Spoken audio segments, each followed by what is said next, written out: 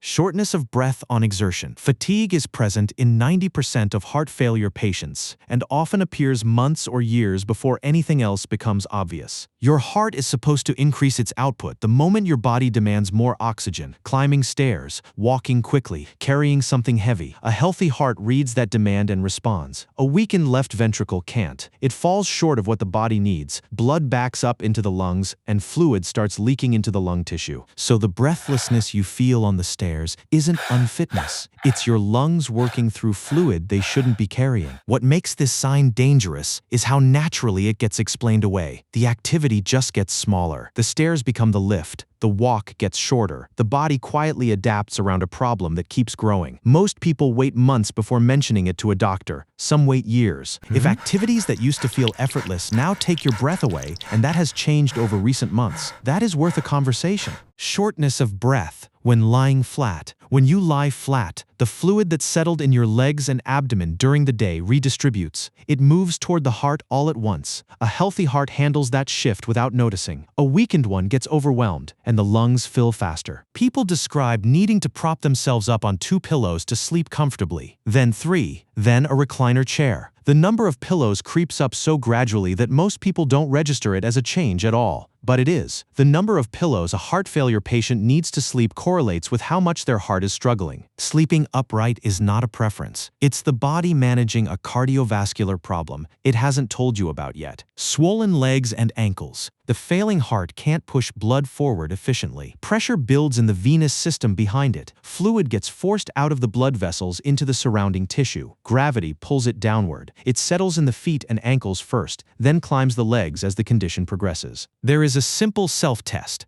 Press a finger firmly into your ankle for several seconds, then release. If an indentation stays for a few seconds after you let go, that is pitting edema, retained fluid, not ordinary swelling from standing too long. Cardiac edema is usually symmetric, with both sides at the same level. It worsens through the day and improves slightly after a night of sleep, with legs elevated. And it often shows up on the scale before it shows up visually. A few pounds gained in a few days, with no change in diet, is the same fluid accumulating before it becomes visible. A cough that won't go away. Fluid accumulating in the lungs irritates the bronchial receptors. The body responds the way it always does to airway irritation. It tries to cough the obstruction out, but there is no obstruction. There is fluid, and coughing doesn't move fluid. This cough doesn't respond to suppressants. It doesn't respond to cold medicine. It worsens when lying flat and improves when sitting upright, which is the same positional pattern as orthopnea, and for the same reason. In severe cases, it produces pink or frothy sputum, blood mixing with fluid leaking from the lung tissue. If that happens, it is a medical emergency. Most people get diagnosed with allergies. Some get treated for acid reflux. The cough continues. The fluid grows. Fatigue that doesn't lift. When cardiac output drops, the muscles, brain, and organs receive less oxygen-rich blood than they need. The result is a tiredness that doesn't respond to rest, a heaviness that is present from the moment of waking. Patients describe it as running on empty regardless of how much sleep they get. It worsens across the day. It interferes with routine tasks. It doesn't arrive suddenly, which is exactly why it gets attributed to everything except the heart. Age, stress, not sleeping well, a demanding few months at work. By the time cardiac fatigue has been present for a year, the heart has been struggling for a year. That's the cost of a symptom that sounds like ordinary life. Waking up unable to breathe. 1 to 3 hours after falling asleep, the fluid that accumulated in the legs during the day has redistributed toward the lungs. Circadian changes in hormone levels affect fluid balance at the same time. The weakened left ventricle encounters a sudden surge of volume it can't handle. The result: you wake up gasping, bolt upright, unable to breathe until you sit up or stand, at which point gravity pulls some of the fluid back down, and partial relief comes within 10 to 30 minutes. That positional relief is the distinguishing feature. Sleep apnea doesn't behave this way. Nightmares don't resolve when you stand up. The fluid does. This is a late-stage sign. By the time this happens, the heart has been struggling for a long time already. Visible neck veins. The jugular veins connect directly to the right atrium. They act as a pressure gauge for what's happening on the right side of the heart. When the right ventricle fails or gets overwhelmed, blood backs up into the venous system and the jugular veins, which should be flat or barely visible at a 45-degree sitting angle become visibly engorged. You cannot reliably assess this yourself, but it has high specificity as a clinical finding, meaning when a doctor observes it, heart failure is the most likely explanation. There is also an associated test. Gentle pressure applied to the liver causes further distension of the neck veins in heart failure patients because the failing heart can't accommodate the additional blood volume displaced from the liver. This sign appears in moderate to severe disease, not early, but it is one of the findings that prompts immediate clinical action when a doctor sees it. Crackling sounds in the lungs. When fluid accumulates in the air sacs of the lungs, the alveoli partially collapse. Each breath pops them back open. The sound this creates, heard through a stethoscope, is a fine crackling, like cellophane being slowly compressed. It starts at the bases of the lungs because gravity concentrates fluid there first. In early heart failure, crackles appear only at the lung bases and only with deep breaths. In advanced disease, they spread upward and can be heard during normal breathing. The extent of the crackles maps directly to the extent of the fluid accumulation. You can't hear your own lungs,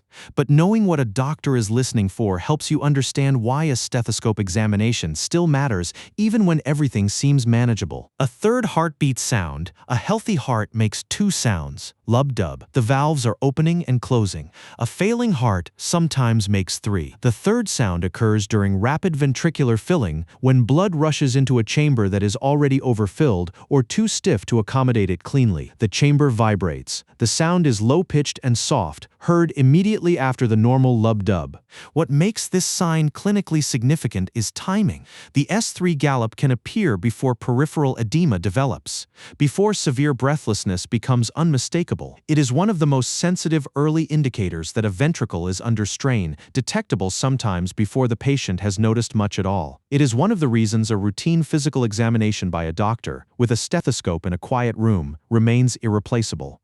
Rapid, unexplained weight gain. When the heart weakens, the kidneys compensate by retaining sodium and water to raise blood volume. In the short term, that helps the struggling pump. Over time, it makes things worse. The retained fluid shows up on the scale before it shows up anywhere visible. Each pound of weight gain in this context represents approximately 500 milliliters of retained fluid. The clinical thresholds, 2 to 3 pounds in a single day, or 5 pounds in a week.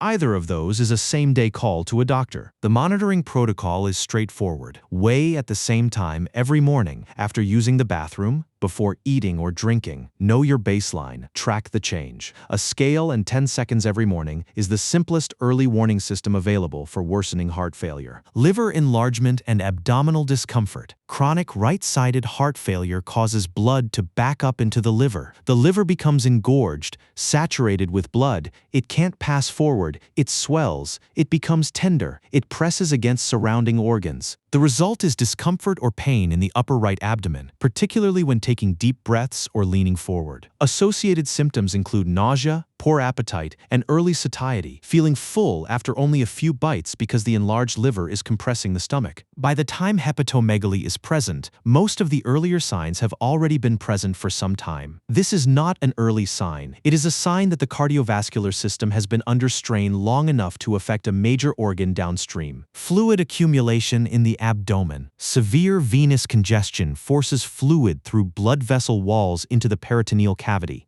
the space between the abdominal wall and the organs inside it. The abdomen slowly fills. It becomes visibly distended, heavy, and uncomfortable. Clothes stop fitting around the waist. Bending forward becomes difficult. The difference from digestive bloating is persistence.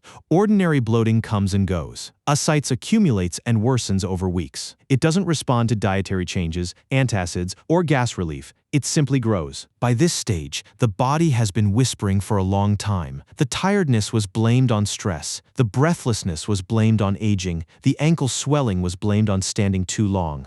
Every one of those whispers was the same message, sent earlier in a quieter voice. This is what happens when none of them get answered.